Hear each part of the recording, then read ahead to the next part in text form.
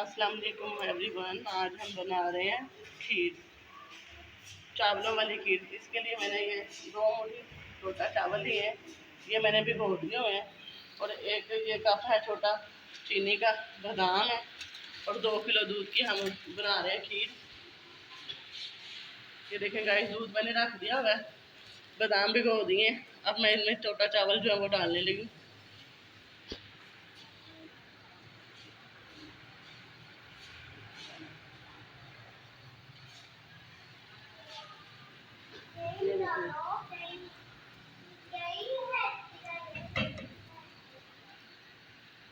ये 2 किलो में ना 1.5 मुट्ठी मैंने चावलों की डाली है, छोटे की।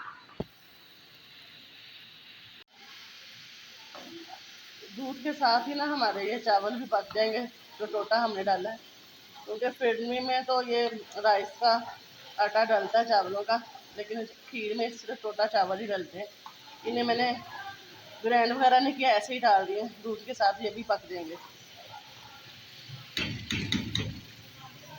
ये चीनी डालने लगे।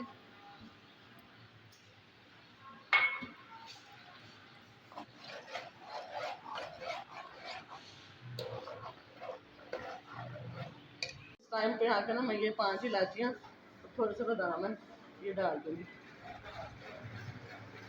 चीनी का पानी जब तक ये मेल्ट होती है तब तक चमचा हिलाते रहना, नहीं तो ये नीचे से लग जाएगी।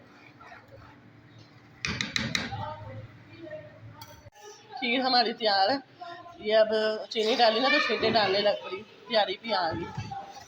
अब इसे मैं उतार के ना इस पर गार्निश करके आपको दिखाती हूँ। ये देखें गाइस, खीर हमारी तैयार है। फाइनल लुक देख सकते हैं आप।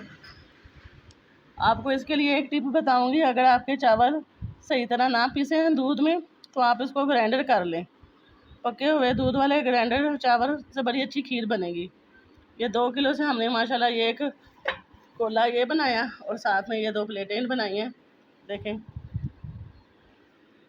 प्लीज़ मेरे चैनल को सब्सक्राइब कीजिए और लाइक कीजिए। Thank you.